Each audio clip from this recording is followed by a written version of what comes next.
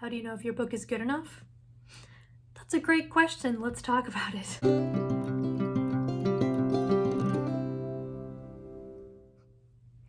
So I am Carly Stevens. This is Carly Stevens Books for all things writing, publishing, and indie author life. And I have published quite a few books now, which is really cool to think about and look at there on the top shelf. And so it's a good question. How do I know if my book is good enough? How do I know if I'm really finished? So I'm sure if you're watching this video, you are somebody who writes, who has probably written a manuscript or the majority of one, and you're just not quite sure if it's good enough to publish or to send off to an agent or what have you. So I have some ideas to consider when you're trying to determine, is this book actually ready? Can I say that it's good enough? So yeah, let's talk about some of those things. So I've given a lot of thought to this question: what is good writing, and how do you come up with a definition that encompasses every type of writing out there? And what I've come up with is something that I feel pretty strongly about, and it is the idea that the style supports the content to accomplish a worthwhile purpose. So this definition can go with poetry, it can go with nonfiction, it can go with classics, it can go with quote unquote genre fiction like fantasy, sci-fi, romance. And the idea is, does the way that you write the book enhance what it is that you're saying and the ultimate purpose that you have for the work? So the purpose of a rom-com is going to be very different than the purpose of a self-help book, well, maybe, or a piece of literary fiction that is, going to be submitted for prizes or something like that.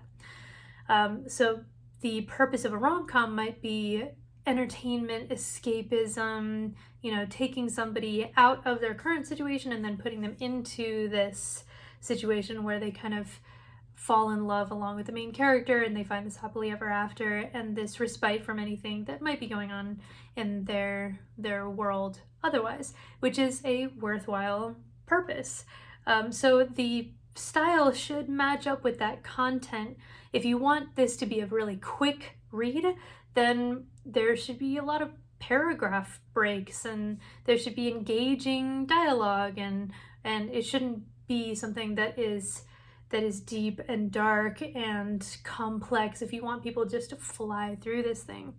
On the flip side, if you're writing something that is more complex, that you want to be taken seriously in the realm of, like Pulitzer Prize kind of worthy stuff, then part of the purpose is having that rereadability, that almost studyability, which means that you need to really drill down on your prose. Every sentence needs to not just get someone from one sentence to the next, but needs to glow on its own. And so there are additional levels of editing that are worth doing for a book that has that kind of purpose. So that's the first thing I would ask here. If you're considering whether or not your book is finished, think about the purpose of your book and whether the style matches up and enhances the content to get you to that purpose. That's the first thing. Second thing is, has anyone else looked at this and given you feedback? I'm talking about critique partners, beta readers, professional editors. If you are sitting in a vacuum, especially if this is your first book, and thinking, I don't know, is it good enough to send off to publication? This is a sort of self-published, focused channel, but definitely happy if you want to go a different route, if you want to go traditional. Anyway, if the question is this book ready to be published, basically, then check, see, get some feedback before you take that next step. Get a professional editor, get beta readers to tell you their thoughts on it. This can become a bit of an endless loop. So I would say definitely get a lot of feedback initially, and try to look for patterns, especially things that worked for people, things that didn't work for people. I thought this part was really slow.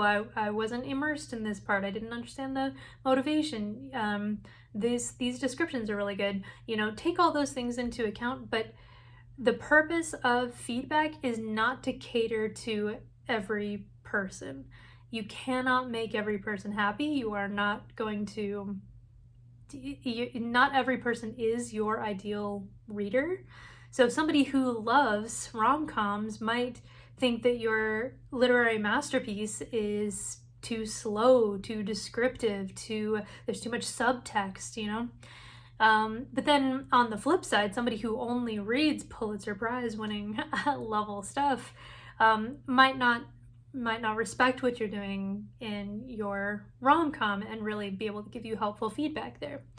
So I have seen people who get stuck in this sort of cycle of getting more and more feedback, and every time they get feedback, they feel like they have to implement everything that has been said. And so I would just say it's getting a healthy balance there of casting a good net of beta readers, of professional editors and things like that. I think is very healthy and good. But ultimately, this is your work. What are you trying to say? What is the voice that you have? What is the purpose that you have for this? And then at a certain point, start to narrow down. These are the trends. These are the people that maybe I trust the most for whatever reason. And so I'm going to implement their stuff. But there is no requirement to make every single person happy who has given you feedback. So you might end up just leaving somebody's stuff by the wayside, because if you do change with every bit of feedback, you'll never get out of that loop. There will always be more feedback to get, and there at a certain point you get those diminishing returns on the amount of work that you've done. So hopefully that makes sense. So yeah, form and content leading to a worthwhile purpose. Can you confidently check that box that you have done your best there? Have you gotten outside feedback that you have assimilated, that you've really digested, that you've implemented where it makes sense in your work? Then at that point, I think it comes down to you. Do you feel comfortable putting this out into the world? I hope that once you have done that heavy editing, you've been open to changes, but now you can say that everything fits together like it should, that you are ready to submit this to an agent, to upload this. Is this something that you can be proud of if you publish it right now? Now you are the only one that's really standing in your way as far as is this ready? All of us authors, I think all of us writers are constantly learning. We're constantly getting better. This book, this one that you're working on, is probably not going to be your best book ever if you plan to continue to write more and more and more books. So trying to make this one book perfection itself that can never be improved upon, I think just ends up getting you in this spiral of never publishing anything and never letting anybody actually read the amazing stuff that you've written. So yeah, kind of like the rest of life. Writing is this balance, but is your book good enough? It's a great question. Ask yourself those things. Get the feedback from other people who read in that genre especially, and will give you honest feedback. And once all those things are in place, you've dotted your I's, you've crossed your T's, then I say go for it. I mean, what do you have to lose? So that is my answer to the question, is your book good enough? Those two main categories are really what I consider for myself before I publish something. Have I gotten some feedback? Do I feel confident that this is accomplishing the purpose that I want it to? Yeah, if I can check yes on those things, then we're good to go. So like this video if you like it, subscribe. I mean, this Carly Stevens Books is such a great place to learn, and I know I'm constantly learning. I'm constantly sharing on this channel the things that I've discovered along the way. So get those notifications.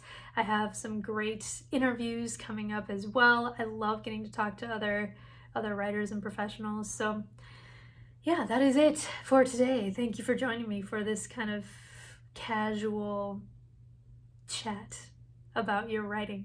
Good luck out there. You can do it. You can do it. There comes a time where you don't reach perfection itself, but you reach something that you can be really proud of. And I think it's at that moment that you should just go ahead and do the thing. All right, until next week. Bye.